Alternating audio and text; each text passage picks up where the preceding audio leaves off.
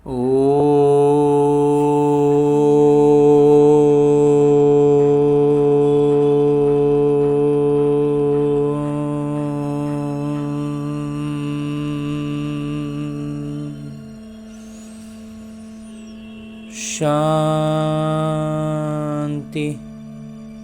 ओम शांति बाबा।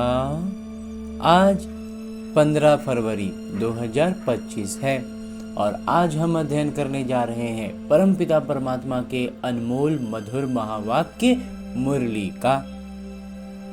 तो इस मधुर मुरली को अपने भीतर धारण करने के लिए, ताकि हमारी स्थिति बदले, हम जैसे शूद्र से ब्राह्मण बने वैसे ही ब्राह्मण से फरिश्ता और फरिश्ता से देवता बन जाएं, उसके लिए हमें आत्म अभिमानी स्थिति में स्थित होकर ही ये मुरली का अध्ययन करना चाहिए ना।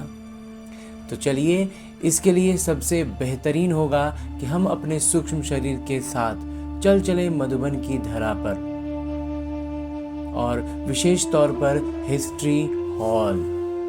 जिस हिस्ट्री हॉल में साकार बाबा मुरलियां चलाया करते थे, तो उनकी उपस्थिति का और उस पवित्र वातावरण का अनुभव करते हुए अपने सूक्ष्म शरीर के साथ, यानी पूरी तरह आत्म अभिमानी स्थिति में स्थित होकर अध्ययन करते हैं मुरली। जिस मुरली में बाबा कहते, मीठे बच्चे, बाबा तुम्हें दैवी धर्म और श्रेष्ठ कर्म सिखलाते हैं, इसलिए तुमसे कोई भी आसुरी कर्म नहीं होने चाहिए। बुद्धि बहुत शुद्ध चाहिए। हाँ जी बाबा। आगे प्रश्न रूप में मेरे बाबा कहते हैं कि देह अभिमान में आने से पहला पाप कौन सा होता है? उत्तर बतलाते हैं मेरे बाबा, अगर देह अभिमान है तो बाबा की याद के बजाय देहधारी की याद आएगी। कुदृष्टि जाती रहेगी, खराब ख्यालात आएंगे। ये बहुत बड़ा पाप है। समझना चाहिए, माया वार कर रही है। मतलब अगर ऐसा कुछ ख्यालात आ रहा है, कोई भी दृष्टि अगर बिगड़ रही है, तो बाबा कहते हैं इसको इस तरह से अपनी बुद्धि में रखना है कि माया वार कर रही है और हमको इससे अपने आप को अलग कर लेना है। फौरन सावधान हो जाना चाहिए। हाँ जी बाबा। ओम शांति। रूहानी पिता रूहानी बच्चों को समझा रहे हैं। रूहानी पिता आए कहां से हैं? रूहानी दुनिया से, जिसको निर्वाण धाम अथवा शांति धाम भी कहते हैं। ये तो है गीता की बात। तुमसे पूछते हैं ये ज्ञान कहां से आया? बोलो, ये तो वही गीता का ज्ञान है। गीता का किरदार चल रहा है और बाबा पढ़ा रहे हैं, भगवान पढ़ा रहे हैं। भगवान वाच है ना, और भगवान तो एक ही है, वो है शांति के सागर। रहते भी हैं शांति धाम में, जहां हम भी रहते हैं। बाबा समझाते हैं कि ये है पतित दुनिया, पाप आत्माओं की तमो प्रधान दुनिया। तुम भी जानते हो बरोबर, हम आत्माएं इस समय तमो प्रधान हैं। 84 का चक्र खाकर सतो प्रधान से अब तमो प्रधान में आए हैं। ये पुरानी अथवा कलयुगी दुनिया है ना। ये नाम सभी इस समय के हैं। पुरानी दुनिया के बाद फिर नई दुनिया होती है। भारतवासी ये भी जानते हैं कि महाभारत लड़ाई भी तब लगी थी जब दुनिया बदलनी थी। तभी बाबा ने आकर राजयोग सिखाया था। सिर्फ भूल क्या हुई है? एक तो कल्प की आयु भूल गए हैं और गीता के भगवान को भी भूले हैं। यही तो बड़ा गलती कर दी। श्री कृष्ण को तो परम पिता कह नहीं सकते। आत्मा कहती है गॉड फादर, परम पिता, तो वो निराकार हो गए। निराकार पिता आत्माओं को कहते हैं कि मुझे याद करो। वही निराकार पिता हम आत्माओं से कहते हैं कि मुझे याद करो। मैं ही पतित पावन हूँ, मुझे बुलाते भी हैं, हे पतित पावन। श्री कृष्ण तो देहधारी है ना, मुझे तो कोई शरीर है नहीं, मैं निराकार हूँ, मनुष्यों का पिता नहीं, आत्माओं का पिता हूँ। ये तो पक्का कर लेना चाहिए, ये बात पूरी तरह से बुद्धि में एकदम बैठा लेनी चाहिए कि वो हम शरीर के पिता नहीं, आत्माओं के पिता हैं। घड़ी घड़ी हम आत्माएं इस पिता से वर्षा लेती हैं। अभी 84 जन्म पूरे हुए हैं, बाबा आए हैं। बाबा बाबा ही करते रहना है, बाबा को बहुत याद करना है। सारा कल्प जिस्मानी पिता को याद किया, अभी बाबा आए हैं, परम पिता आए हैं और मनुष्य सृष्टि से अब आत्माओं को वापस ले जाते हैं, क्योंकि रावण राज्य में मनुष्यों की दुर्गति हो गई है। इसलिए अब बाबा को याद करना है, क्योंकि वहीं फिर हमारी सदगति करेंगे। तो इसलिए याद सिर्फ बाबा को करना है, तभी विकर्म भी विनाश होंगे। ये भी मनुष्य कोई समझते नहीं कि अभी रावण राज्य है। रावण का अर्थ ही नहीं समझते, बस एक रस्म हो गई है दशहरा मनाने की। तुम कोई अर्थ थोड़े ही समझते थे, हम भी नहीं समझते थे, अभी समझ मिली है औरों को समझ देने के लिए। रावण का वास्तविक अर्थ क्या है, इस पर इस ब्रह्मा कुमार ने अपने मंथन अनुसार एक वीडियो बनाया हुआ है इसी चैनल पर। रावण का वास्तविक अर्थों में क्या है और वो किस तरह से हमारे जीवन को प्रभावित कर रहा है, इसको हम उसमें समझ पाएंगे। थोड़ा सा उस पर चर्चा की है इस ब्रह्मा कुमार ने। आगे बाबा कहते हैं कि अभी समझ मिली है औरों को समझ देने के लिए। अगर औरों को नहीं समझा सकते हो तो गोया खुद नहीं समझे हो। बाबा में सृष्टि चक्र का ज्ञान है, हम उनके बच्चे हैं, तो बच्चों में भी ये ज्ञान रहनी चाहिए। बाबा में जो सारा ज्ञान है वो सारा ज्ञान हम में भी होना चाहिए ना। अगर हम बाबा के बच्चे हैं तो हमें भी सारा ज्ञान होना चाहिए। और बाबा कहते हैं आप में ज्ञान है कि नहीं, इसका बस एक ही पहचान है, दूसरा को कितना अच्छा समझा सकते हैं। अगर समझा पाए तो मतलब ज्ञान है, नहीं समझा पाए मतलब खुद नहीं समझे हैं। तुम्हारी ये है गीता पाठशाला। उद्देश्य क्या है? ये लक्ष्मी नारायण बनना, ये राजयोग है ना। नर से नारायण, नारी से लक्ष्मी बनने की ये कॉलेज है, नॉलेज है।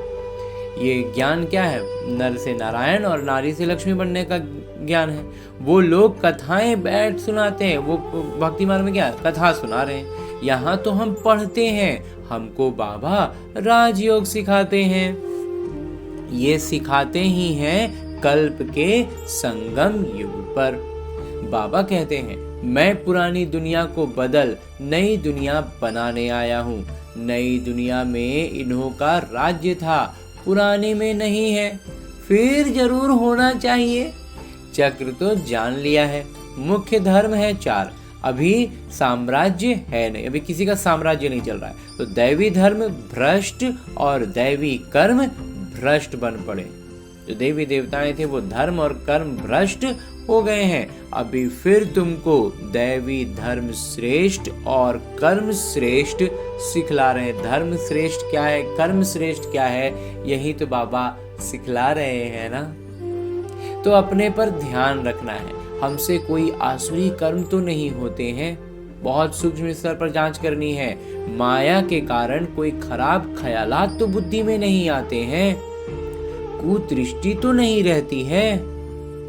देखें इनकी कुदृष्टि जाती है अथवा खराब ख्यालात आते हैं तो उनको झट सावधान करना चाहिए। अगर कोई संबंध संपर्क में कोई है कि मालूम चल रहा है कि उसकी ख्यालात बुरे चल रहे हैं, दृष्टि बुरी जा रही है, तो तुरंत उनको भी सावधान करना चाहिए। उनसे मिल नहीं जाना चाहिए और हम ही उसी के लाइन में नहीं लग जाना है, हमें उसे सावधान करना है। उनको सावधान करना चाहिए। तुम्हारे में माया की प्रवेशता के कारण ये खराब ख्यालात आते हैं। योग में बैठ बाबा की याद के बदले कोई की देह तरफ ख्याल जाता है तो समझना चाहिए ये माया का वार हो रहा है, मैं पाप कर रहा हूँ। अगर बुद्धि में कोई भी ख्यालात इधर उधर का चल रहा है तो बाबा कह रहे हैं कि इसका मतलब है कि मैं पाप कर रहा हूँ। ये सावधानी खुद में लानी है कि वो ख्यालात भर नहीं है, वो पाप करा रहा है मुझसे। बाबा को छोड़कर अगर हमको योग की अवस्था में कोई और याद आ रहा है, कोई और बात याद आ रही है, मतलब वो पाप है। बाबा एकदम सीधे सीधे उसे स्ट्रिक्टली मना कर रहे हैं, एकदम कड़े तौर पर कह दे रहे हैं, सीधा सीधा वो पाप है। इसमें तो बुद्धि बड़ी शुद्ध होनी चाहिए। आगे बाबा इतना गजब का महीन बात बतला रहे हैं कि हंसी मजाक से भी बहुत नुकसान होता है, इसलिए तुम्हारे मुख से सदैव शुद्ध वचन निकलने चाहिए, कुवचन नहीं, हंसी मजाक आदि भी नहीं। ऐसे नहीं कि हमने तो हंसी की, वो भी नुकसान कारक हो जाती है। हंसी भी ऐसे नहीं करनी चाहिए जिसमें विकारों की वायु हो। बहुत खबरदार रहना है। तुमको मालूम है नंगे लोग हैं, उनके ख्याल विकारों की तरफ नहीं जाएंगे, रहते भी अलग हैं, परंतु कर्मेंद्रियों की चलायमानी सिवाय योग के कभी निकलती नहीं है। काम शत्रु ऐसा है जो किसी को भी देखेंगे, योग में पूरा नहीं होंगे तो चलायमानी जरूर होंगी। अपनी परीक्षा लेनी होती है। बाबा की याद में ही रहो तो ये कोई भी प्रकार की बीमारी ना रहे। अगर निरंतर बाबा की याद में रहने का अभ्यास बनाते हैं, हर बात में, हर चीज में, हर काम में, तो बाबा कहते हैं बीमारी रहेगी ही नहीं। योग में रहने से ये नहीं होता है। सतयुग में तो कोई भी प्रकार का गंध नहीं होता, वहां रावण की चंचलता ही नहीं, तो चलायमानी हो। रावणे नहीं है तो उसका चलायमानी कहाँ से, चंचलता कहाँ से आएगा? वहां तो योगी जीवन रहती है। यहाँ भी अवस्था बड़ी पक्की चाहिए। यहाँ अवस्था वही सतयुग वाला बनाना है, तब ना सतयुग में जा पाएंगे। योग बल से ये सब बीमारियां बंद हो जाती हैं। इसमें बड़ी मेहनत है। राज्य लेना कोई मासी का घर नहीं, राज्य भाग्य लेना है तो मासी का घर थोड़ी है, थोड़ा तो मेहनत करना होगा। रह रहे कलयुगी दुनिया में, भौतिक तौर पर तो कलयुगी दुनिया है, सारा माहौल वैसे ही है, और उसमें हमें सतयुगी अवस्था में रहना है, तो यही थोड़ा मेहनत का काम है। बाकी हम अगर सतयुगी अवस्था में अपना संस्कार बना लेते हैं तो फिर सतयुग में हमारी प्रवेशता निश्चित है। इसलिए बाबा कहते हैं कि मासी अगर नहीं है, इसलिए थोड़ा तो मुश्किल है, मेहनत है, पुरुषार्थ तो करना है ना। ऐसे नहीं कि बस जो होगा भाग्य में सो मिलेगा। धारणा ही नहीं करते, गोया पाई पैसे के पद पाने लायक है। सब्जेक्ट्स तो बहुत होती है ना, बहुत तरह के विषय हैं। इस ज्ञान में भी बहुत विषय हैं।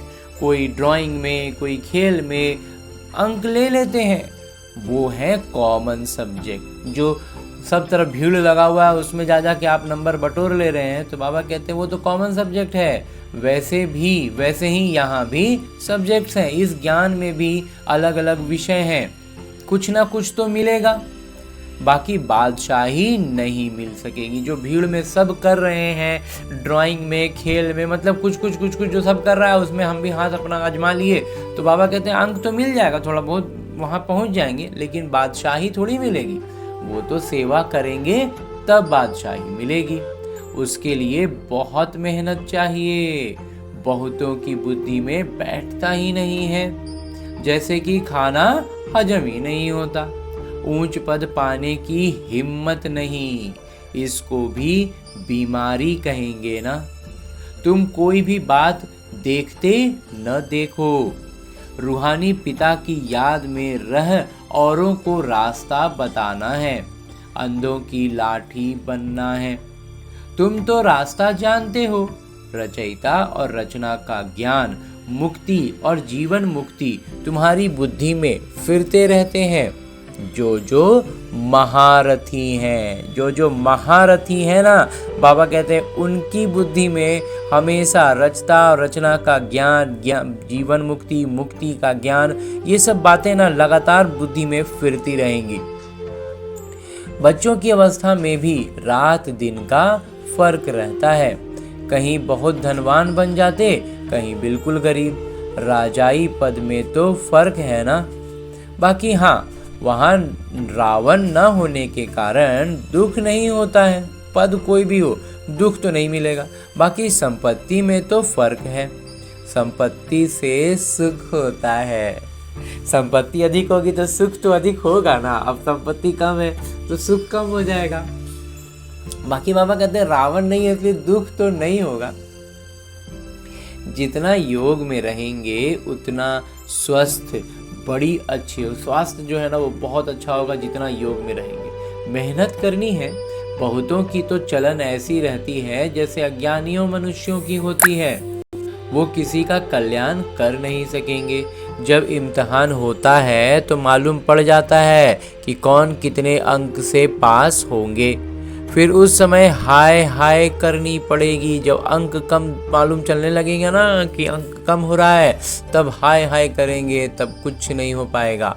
माता पिता दोनों ही कितना समझाते रहते हैं। अभी कितना समझा रहे हैं, अभी हमारे कान पर जू नहीं रेंग रहा है। अभी जो है जैसे है वैसे ही चल रहे हैं, कर रहे हैं। कोई विशेष पुरुषार्थ नहीं, कोई विशेष मेहनत नहीं।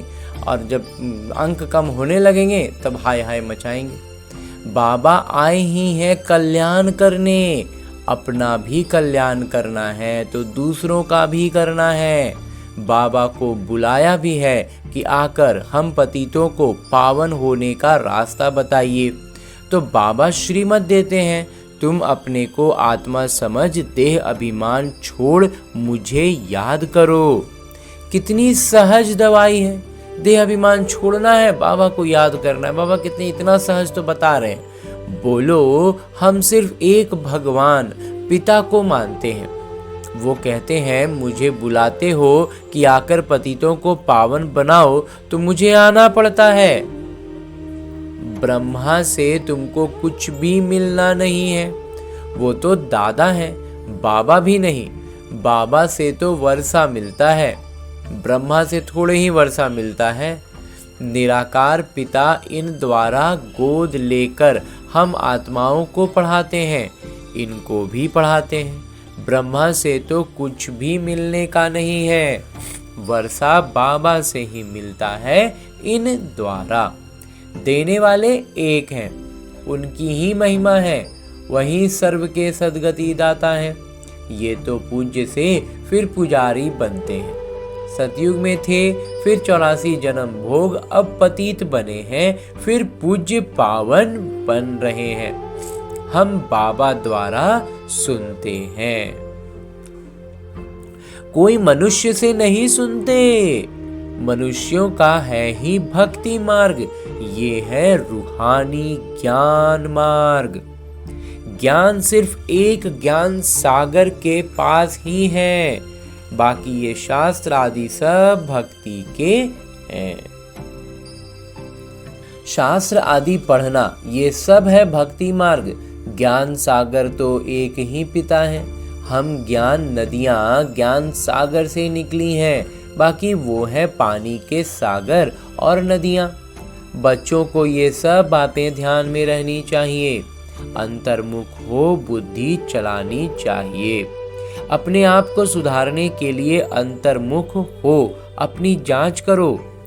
अगर मुख से कोई कुवचन निकले या कुदृष्टि जाए तो अपने को फटकारना चाहिए। हमारे मुख से कुवचन क्यों निकले, हमारी कुदृष्टि क्यों गई, अपने को चमाट भी मारनी चाहिए। घड़ी घड़ी सावधान करना चाहिए, तब ही ऊंच पद पा सकेंगे। मतलब हर छोटी बड़ी बात पर खुद को एकदम अलर्ट करना, एकदम सजग करना है। ये गलती कैसे हो गया, हमको दृष्टि कैसे, मेरा कोई दृष्टि हो गया, मेरा मुख से गलत निकल कैसे गया। तो इस तरह की बातों पर जब मंथन करेंगे और खुद को एकदम सावधान करेंगे, तब अगली बार हमारा जो स्थिति होगी वो बेहतर रह पाएगी और हम अधिक से अधिक आत्माभिमानी स्थिति में रहने का अभ्यास कर पाएंगे। यही तो है ना अभ्यास, यही तो जीवन की परिस्थितियां हैं और हम उसका अभ्यास करते हैं। करने के लिए बाबा हमें मुरलियों में इतनी छोटी छोटी स्तर पर ज्ञान देते रहते हैं। मुख से कटु वचन न निकले। बाबा को तो सब प्रकार की शिक्षाएं देनी होती हैं। किसी को पागल कहना ये भी कुवचन है। मनुष्य तो जिसके लिए भी जो आता है वो कहते रहते हैं, जो मुंह में आया सो कह देते हैं, जानते कुछ भी नहीं कि हम किसकी महिमा गाते हैं। महिमा तो करनी चाहिए एक ही पतित पावन पिता की, और तो कोई है ही नहीं जिसकी महिमा करें। ब्रह्मा विष्णु शंकर को भी पतित पावन नहीं कहा जाता है, ये तो किसी को पावन नहीं बनाते हैं। पतित से पावन बनाने वाले एक ही पिता हैं।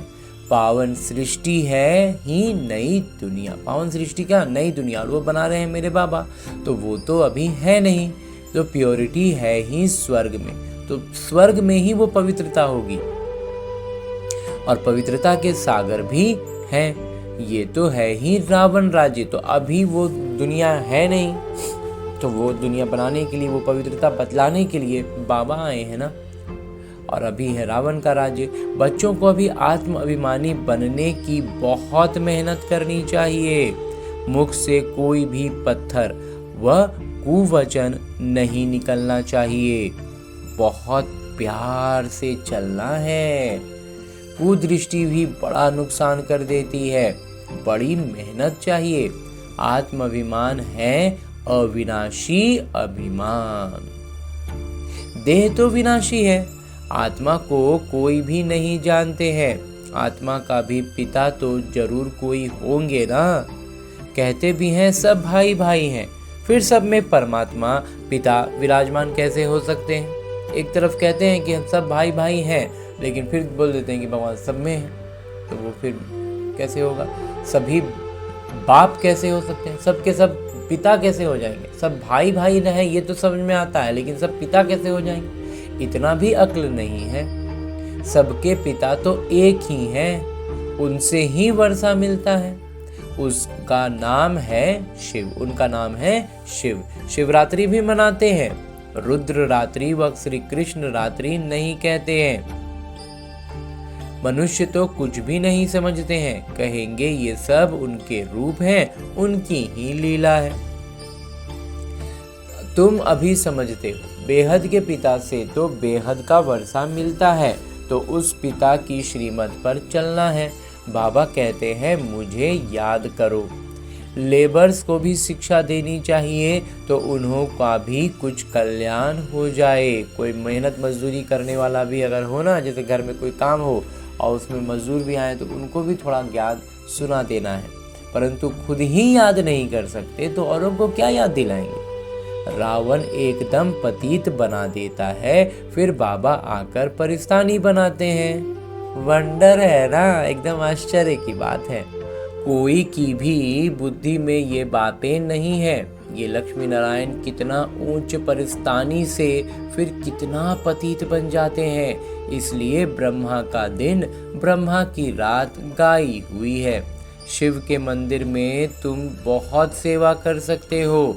बाबा कहते हैं तुम मुझे याद करो, दर दर भटकना छोड़ दो।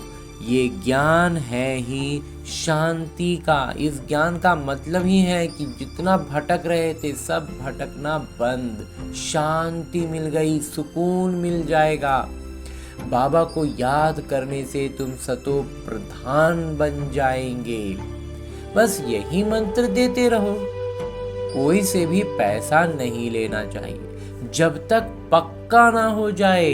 जब तक वो जो बच्चा है, जो आत्मा है, वो पूरी तरह से पक्का ना हो जाए कि ये बाबा का बच्चा बन गया, तब तक बाबा कहते हैं उससे पैसा नहीं लेना चाहिए। बोलो, प्रतिज्ञा करो कि हम पवित्र रहेंगे, तब हम तुम्हारे हाथ का खा सकते हैं, कुछ भी ले सकते हैं। तब फिर हम कुछ ले भी सकते हैं, कुछ भी, मतलब अगर आप दे रहे हो, कुछ कर रहे हो, कुछ भी है, तभी जब आप कम से कम प्रतिज्ञा करिए कि आप पवित्र रहेंगे। भारत में मंदिर तो बहुत ढेर है, विदेशी आदि जो भी आए उनको ये संदेश तुम दे सकते हो कि बाबा को याद करो। अच्छा, मीठे मीठे सिकिलते बच्चों प्रति माता पिता बाबा का याद प्यार और आशीर्वाद। रूहानी बाबा की रूहानी बच्चों को नमस्ते।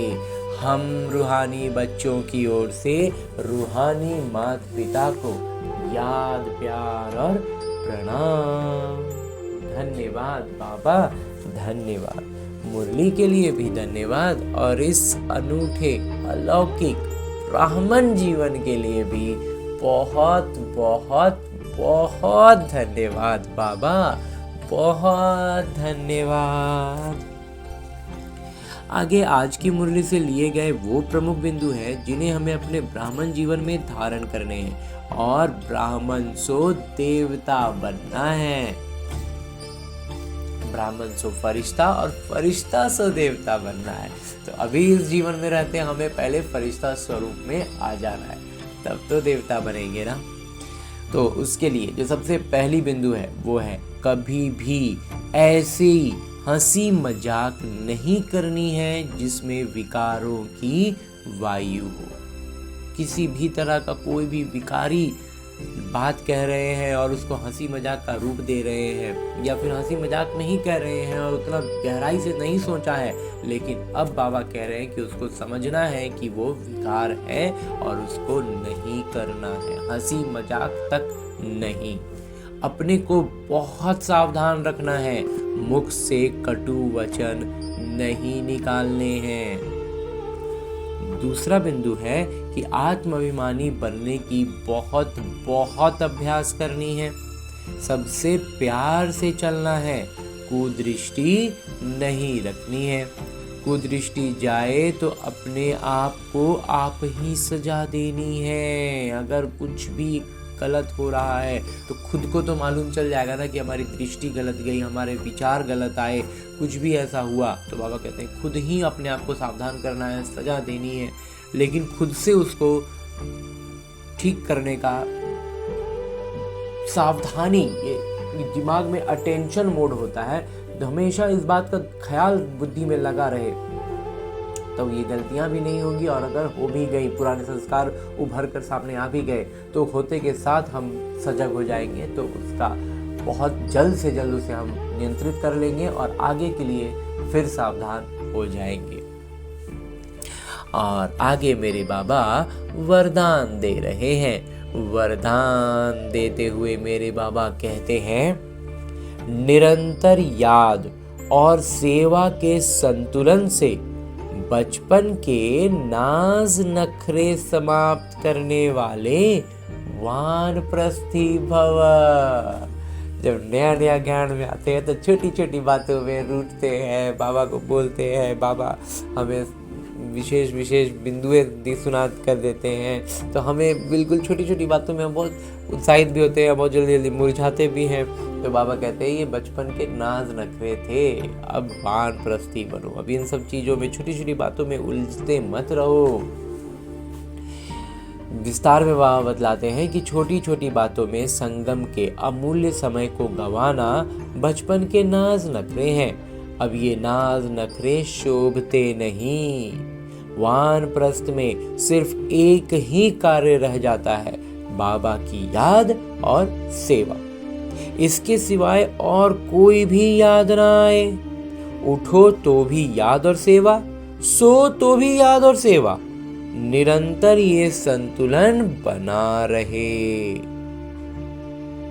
त्रिकालदर्शी बनकर बचपन की बातें व बचपन के संस्कारों का समाप्ति समारोह मनाओ, तब कहेंगे वानप्रस्थी। ज्ञान में वानप्रस्थी बनना है। हाँ जी बाबा, बहुत ख्याल करना है। जो शुरू में हमारे, क्योंकि उसमें जब ज्ञान नया नया समझते हैं ना, तो बहुत सारी बातों का उलझन होता है। अब जब ज्ञान को हम समझे हुए कुछ उसमें बेहतर अपने आप को महसूस कर रहे हैं कि हम ज्ञान को अच्छे से समझ पा रहे हैं, पुराने संस्कारों का पूरा समापन हो जाना चाहिए। बाबा कहते हैं विदाई समारोह करो और वो छोटे छोटे नाज नखरे बंद कर दो, अब वो शोभता नहीं है। अंत में स्लोगन है, मुरली का उपदेश है, सर्व प्राप्तियों से संपन्न आत्मा की निशानी है संतुष्टता। संतुष्ट रहो और संतुष्ट करो। हाँ जी बाबा। सर्व प्राप्तियों से हम संपन्न हैं, ये हमारे चेहरा से हमारी संतुष्टता झलकेगी, और जब हम खुद संतुष्ट रहेंगे तो दूसरों को भी संतुष्ट कर पाएंगे। और परमपिता परमात्मा से इतना अनमोल ज्ञान मुरली सुनने के बाद, अध्ययन करने के बाद, उनके इसी अव्यक्त स्वरूप से एक इशारा भी पाते हैं, जो इस महीने के लिए बाबा ने हमें सावधानी दी है, जो इशारा दिया है उसका श्रीमत है कि एकांत प्रिय बनो, एकता और एकाग्रता को अपनाओ। उसमें आज के लिए बाबा ने जो इशारा दिया है वो है कि एकांत एक तो स्थूल होती है, मतलब किसी शांत जगह पे चले जाएं। दूसरी सूक्ष्म भी होती है, जो बुद्धि के स्तर पर हम एकदम एकांत में रहें। एकांत के आनंद के अनुभवी बन जाओ तो बाहर मुक्ता अच्छी नहीं लगेगी। अव्यक्त स्थिति को बढ़ाने के लिए एकांत में रुचि रखनी है।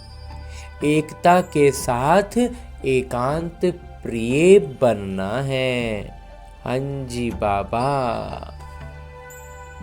और अब परमपिता परमात्मा से इतना श्रेष्ठ ज्ञान मुरली अध्ययन करने के बाद, इतना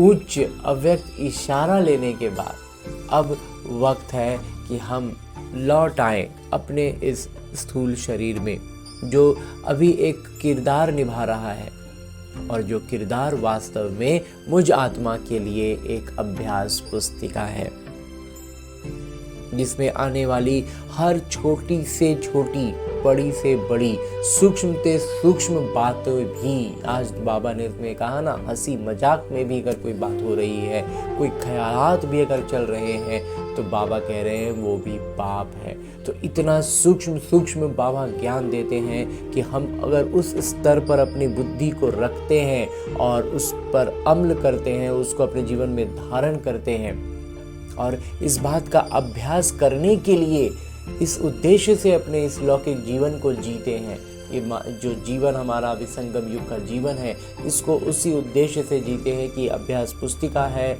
और उस अभ्यास पुस्तिका में मैं अपने संस्कारों को कितना बेहतर कर सकता हूँ, क्योंकि जब तक परिस्थितियाँ नहीं आएंगी, हम अपने संस्कारों को बदलने हैं कि नहीं, उसका समझ भी नहीं पाएंगे ना।